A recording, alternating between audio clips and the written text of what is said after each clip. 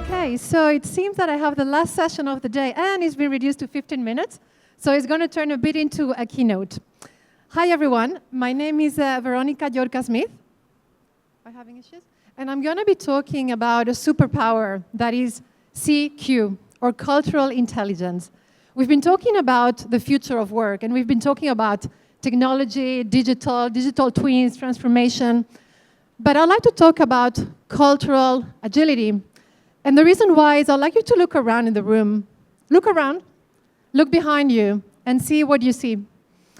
We have different generations. We have people from different countries.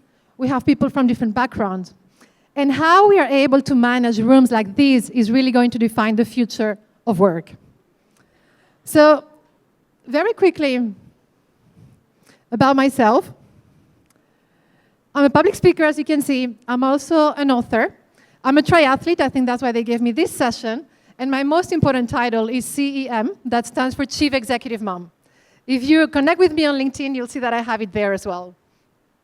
So why I chose this topic is because cultural agility has been the story of my life. I'm originally from Spain, but from a very young age, I had to move countries every 4 years because of my dad's job. So these are some of the countries that I lived. France when I was 6 years old, Brazil when I was 11, then I went to the Netherlands. I studied in Italy, that's where I finished my law degree. And 20 years ago, I started my story in Asia. I first moved to Taiwan to learn Chinese. And then I started my career in China. From China, Hong Kong has been home for the past 19 years with a break during the pandemic in Australia. And cultural agility has been extremely hard, and you can imagine as a kid, but it's also been extremely rewarding. And I do think that it is a critical skill for every single person in this room. Whether you're a student at the back, whether you're a chief executive, C-level suite, IT, HR, a critical skill to have because it really helps people drive change and navigate change, which is really the future of work. So how would you rate your own cultural agility? And I hope I have time to do this. I have a little quiz for you, if you can open up your phones. How high do you think it is? With 1 being very poor to 5, I would like to be in this stage talking about cultural agility. I hope it's working. And the reality is that cultural agility is a skill that's very hard. I don't know how many of you have had corporate training on this topic. I know I haven't, and that's why it was extremely hard, because no one teaches you how to work with different cultures, how to navigate this type of diversity. So a lot of people are thinking, very good, and that's great. My hope is that after today's session, you have tools for your cultural agility to be even better. So if we want to talk about culture, we have to bring people to the common ground. I love the cultural iceberg model. This was developed by Edward T. Hall in 1976. Some of you might be familiar with it.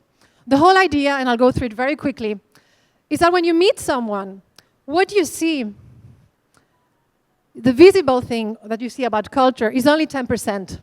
When you're looking at me, you're seeing a woman, you have an idea of my generation, you can probably hear my Spanish accent as well. And we tend to judge people based on what we see in the surface. However, our cultural DNA, 90% of it is underneath. It's things that are not visible. Think about the way that you see the world, how you grew up, your religion. Think about a life experience that really changed who you are or how you see the world. My dad, for example, he passed away when I was in my early 20s, and my family went bankrupt. This is an experience that you wouldn't know just by looking at me. And so culture is extremely, extremely complex. It's everything that you see underneath. So think about a life experience that has really changed your culture and your cultural DNA. That's what the cultural iceberg is about.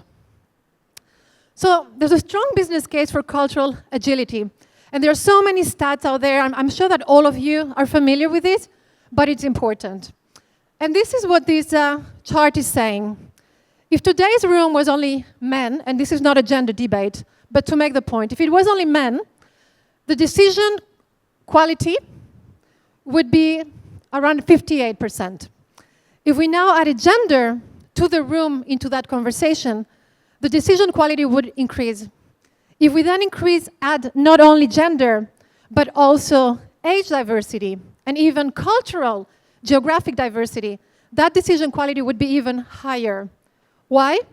Because we're able to see our blind spots. Because those Gen Zs that we have there at the back, they would be able to translate what's happening today with technology. Because when we hear from people with a disability, we would be able to understand how we can make this meeting truly inclusive. So that's why this matters, and this is the business case of cultural agility. But the reality is that multicultural teams, multicultural environments are really hard to manage. And I would like you to think about your own experience when you're navigating through diversity. My experience, having worked for over 15 years in the corporate world for large organizations like Apple, Estée Lauder, and others, is that there is very often a dominant culture. My experience is that it's very often the culture from the majority. Apple, for example, great company, very American-centric. And so we tend to have a dominant culture. Very often, we only hear from a minority, maybe 20% of people. We don't hear from the voices for whom English is a second language, perhaps. We don't hear from people who are from underrepresented groups. There's diversity, but there's often not inclusion. Having diversity without inclusion is just a token. There's a lack of awareness very often as well. If we don't understand all the cultures, how can we use that to our advantage? And very often we have cultural biases and stereotypes. You might think that a Spanish person is a certain way, or Indians are good with technology, or whatever that might be, but this happens very often. And as a result of all of these, there is less innovation, because we're not really able to turn that diversity into inclusion. So very often culture is a wall. There's a lot of friction, there's a lot of misunderstanding, there's a lot of misinterpretation. Our goal is to turn it into a bridge. So what is the mindset that we need to have cultural agility?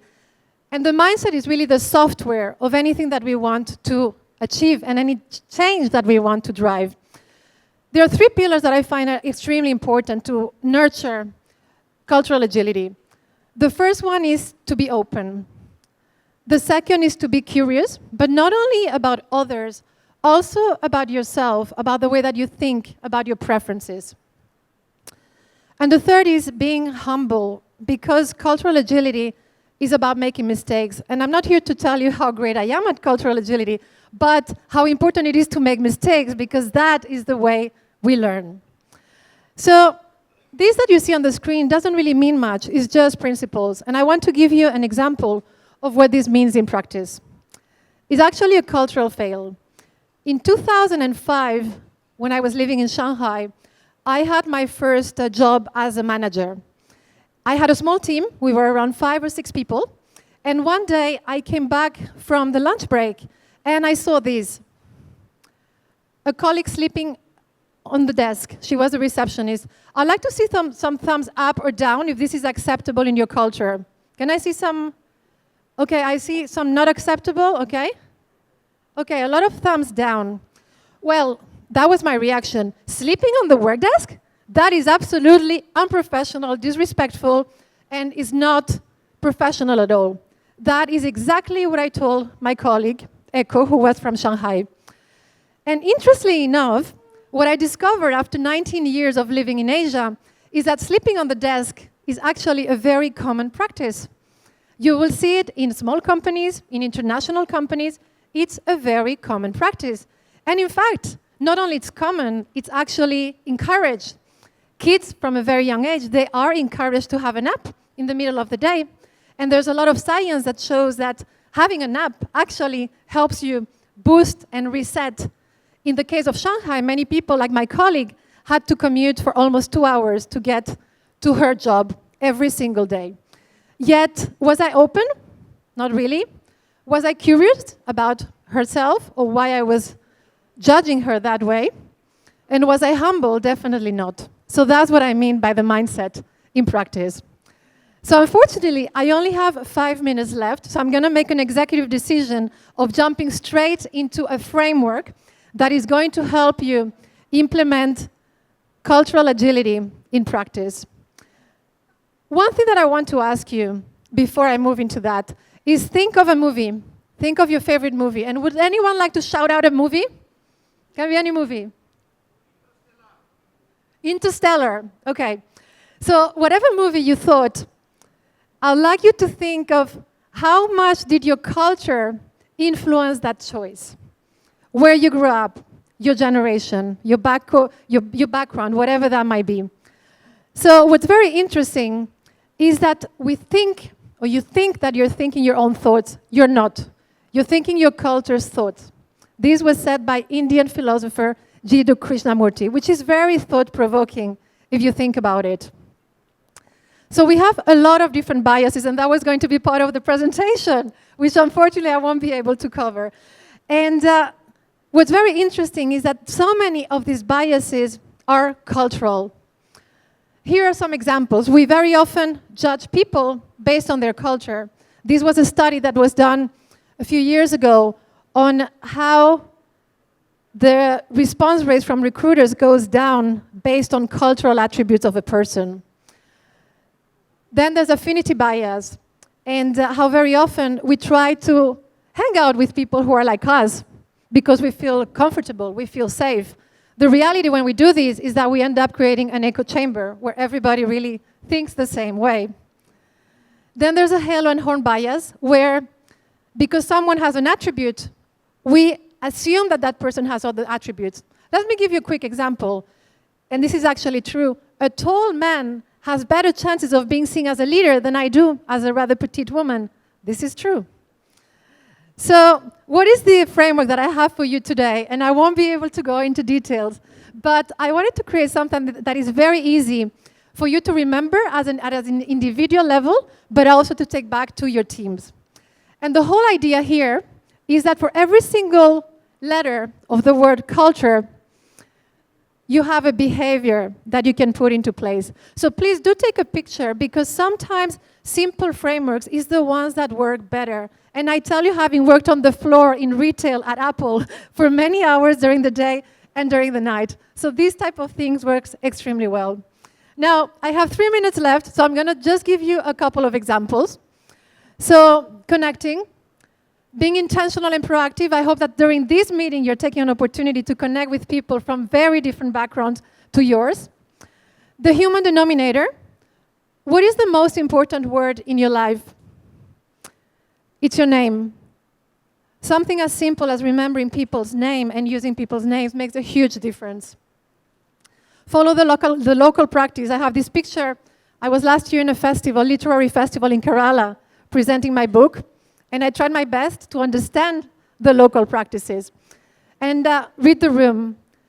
It's very different when I give workshops. For example, this was a company from Mexico. My role there was to moderate and keep moving forward because they kept interrupting each other and everybody was jumping. Whereas when I was working with my team in Hong Kong, for example, it was much more about creating a safe space and making sure that people had the confidence to speak in public. So very different how you're going to read the room. Unlearning, think about one of the biases that you might have. Maybe it's affinity bias, maybe it's cultural bias. What is one thing that you can do to mitigate it? Removing assumptions and removing your cultural lenses. Quick example to illustrate what I mean by these and assumptions. My husband is actually a pilot at Cathay Pacific. And back in the day, they used to say, "Hello, ladies and gentlemen, this is your captain speaking." Guess what? They don't do that anymore because they want to be more inclusive. And so they say, and pay attention next time you take a flight, they say, "Hello, everyone. Hi, everybody." They try to use language that is much more inclusive. So unlearning a lot of what we know. Listen actively, and look for the remaining 80% of the voices. So often we hear from the same people. It tends to be the same profile. People who are extroverts, people for whom English is their first language. So how do we create a space when we can hear the other voices and give people space? This is an example of my team in Japan. I really struggled to get them to speak at first. And then I realized that I just had to give them space. And so when I said, "Does everybody have a question?"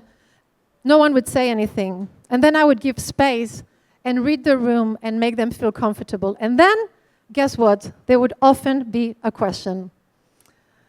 Thinking inclusively.